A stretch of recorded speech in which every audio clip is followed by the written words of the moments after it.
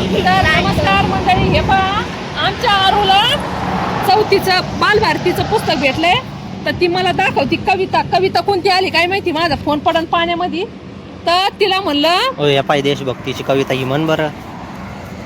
आणि त्या पुस्तकामध्ये चौथीच्या बालभारतीच्या पुस्तकामध्ये चित्र इतके व्यवस्थित आणि इतके भारी राहतात ना का बस. तू म्हण ना. ह्या कवितेवरून मी चौथीला का तिसरीला मला आठवण आहे नेमकं. एक कविता होती आनंदी आनंदकडे. ती तिसरीला होती का चौथीला मला काही लक्षात याय ना. पण मी तिला सांगत होते, म्हणलं आरू आम्हाला एक कविता होती. मी त्या कवितेवरून पण सरांचा का मॅडमचा मार खाल्ला होता तेव्हा मला ती लक्षात राहिली चांगली. तर इथं ना ते मोराची काय कोणती काय माहिती ती म्हणती आत्या मोराची कविता आहे याच्यामध्ये. श्रावण महिन्यात तिला म्हणलं मग ही पण अशी एक कविता आहे हा हे बा. तर तिला म्हणलं श्रावण महिन्यात मोरबाई थुई थुई नाचतोय. ती काय म्हणते अहो आत्या ही नाहीये. मग तिला म्हणलं बाई मला वाचून दाखव, कारण की मला काही एवढं बारीक दिसत नाही. मी काही पण वाचते. तिला म्हणलं वाचून दाखव बरं. वाच नाही. श्रावण महिन्यात होत मोठाच नवल, सात रंगाचं तोरण कसा पारी चोवल. श्रावण महिन्यात ढगा ढोल वाजविती, कारजात ढाक धुक इजा कल्लोळ करीती. श्रावण महिन्यात पाख फुलवते मोर, नाच थाटात माटात संग धरुणी दांडोर. श्रावण महिन्यात पाणी बुरुक बुरुक, कानी कानी बेपक्याचा रानो बेंडक्याचा बेपक्याचा रानात राती डुरुक डुरुक. हा बेंडक्याचा आहे पण ते शब्द त्याच्या वाक्यानुसार टाकलेला आहे. बेंडक्याचं आहे आपल्या जर भाषेत जर सांगायचं तर. काही चुका होत्या त्याच्यात एक दोन अशा. आता 2-4 दिवसापूर्वी कुठली बातमी होती तामिळनाडू का कुठली असं म्हणजे चौथीचीच बातमी आहे. त्याच्यामध्ये कटरीना का कोणाची तरी पिक्चरचं गाणं त्यांनी छापलेलं आहे.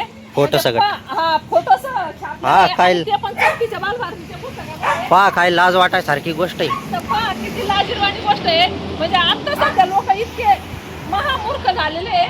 तर या चहा घ्यायला आणि चहा घेऊ. अक्काने बनवला चहा आणि मॅडम म्हणते चहा घ्यायला या मित्रांनो. चहा येत नाही खास. आमच्या मॅडम लय हुशार आहे. मॅडम आमची अँटिक आहे. तर या चहा घ्यायला हे पहा चहा बनवलाय. पण आरू कुठे गेली पण आरू इथंची.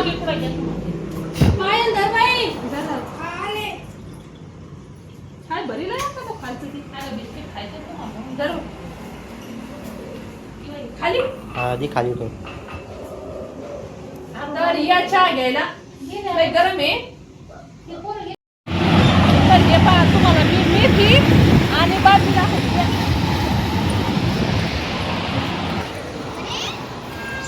आणि हे बघा बनी.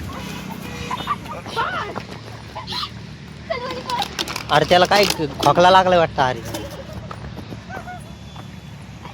तर ही बघा बाजरी किती वरती आली. आणि जर पाऊस पडल्या जर पेरली असती तर किती हे झाली असती. आणि इकडे मेथीची भाजी पण पेरलेली दादा. मी किती म्हणली तुम्हाला अशी नाही दिसायची. अशी बघ कशी.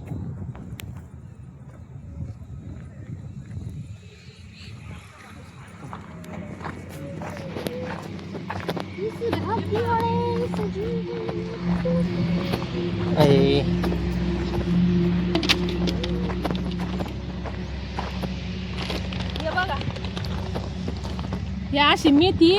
आणि सलग 4-5 दिवसापासून 8 दिवसापासून पाऊस चालू आहे ना.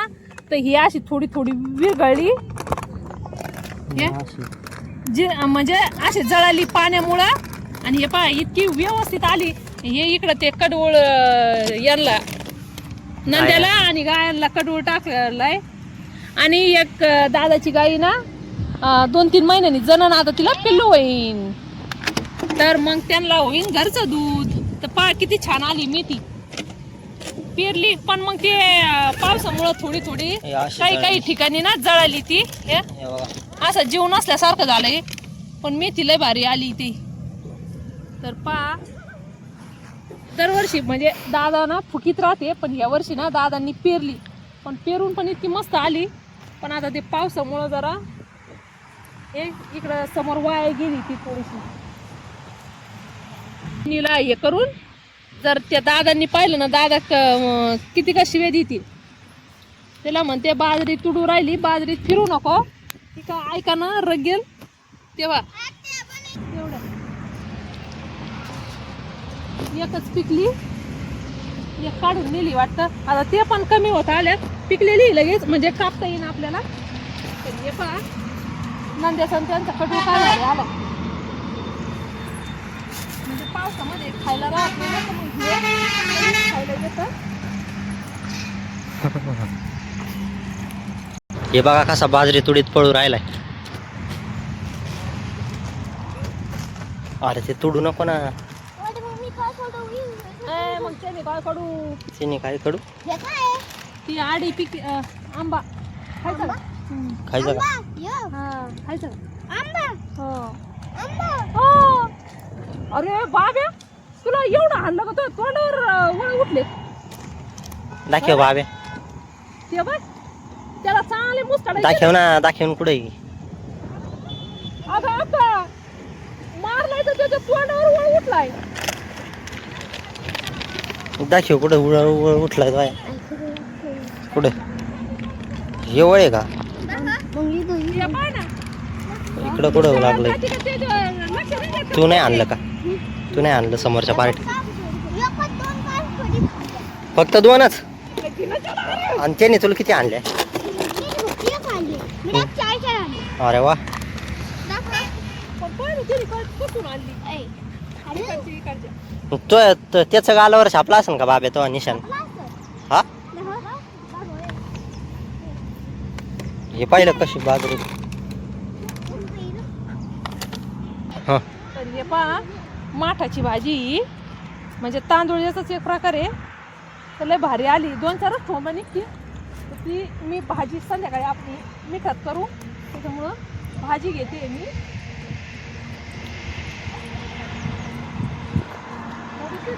दिसतं ना पण ती हे इथं कुठे ही? तांदूळची भाजी इकडं पण आहे. आणि हे बघा हे काय आहे? गवत आहे. मी म्हणलं ते हे त्याला आजळूचं झाड.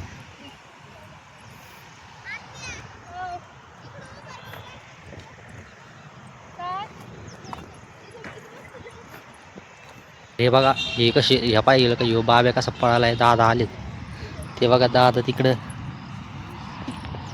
तर हे बघा हे वाळू खाली आणून राहिलेत सगळे. ती पपई राहील तशीच इकडची आहे बा चांगली, पण ही तर लगेच विरघळली इकडची. तर हे बघा दादा आलेत आणि हे वाळू खाली पांगू राहिलेत. आणि ती पण त्याच्यामध्ये पण नाही विरघळली.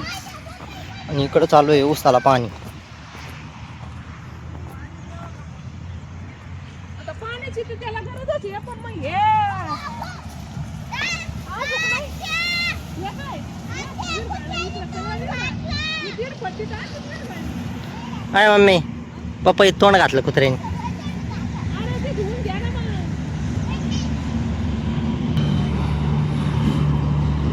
आणि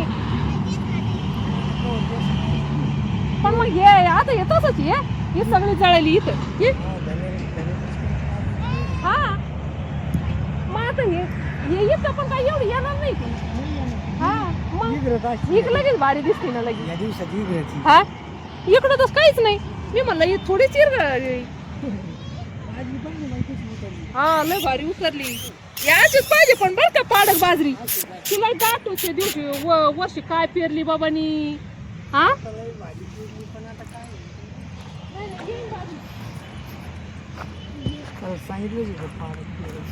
आणि पेरले हो का मग ते? तरी हे पहा इकडं चांगली आहे, इकडं तांदूळाची भाजी जास्त आहे. तिकडंच पाहत होते म्हणजे इथं निवडून घेता येईल व्यवस्थित. हे बघा एवढी तांदूळाची भाजी निघली. मला वाटलं तिकडची मेथी मध्ये, पण इकडं ऊसातलं भारी आलेली आहे. तर हे पहा ऊस काय भारी झालाय. पाणी नव्हतं म्हणजे पाणी होतं पण कमी पडलं होतं. तर आता एकदम सगळं व्यवस्थित पाणी बिनी झालंय ना, तर असा हिरवागार ऊस हे झालाय. हे बघा इकडं पाणी चालू आहे दादाचं, सगळं निघलंय. आणि इकडं बाजरी पेरली आणि ही जी नवीन लागवड आहे ना ती एकदम व्यवस्थित आली. कारण की इथं ना पाणी कमी पडलं तर हे इथला ऊस टिपर कोमच नाही आलेली वाटतं, त्याच्यामुळं लावलेत आता. तर येते ना आता ते, कारण की मागं पडत होतो. हा ऊस आधी लावलेला आहे, हे नंतर दाबलेले आहे. तर हे पण पाणी इकडे चालू आहे. एवढी भाजी निघली. आता घरी जाऊन ही निवडू आणि मस्त संध्याकाळी बनवू तांदूळाची भाजी. तर तुमच्याकडं तुमच्या शेतात तांदूळजा माठ काय आधी कुंजीर जाते भेटतो का, तर हे नक्की सांगा. हे बघा कसे उड्या मारते. तर चला आपण जाऊ घरी निवडायला. तर आपण भेटूया पुढच्या ब्लॉगमध्ये. धन्यवाद. हां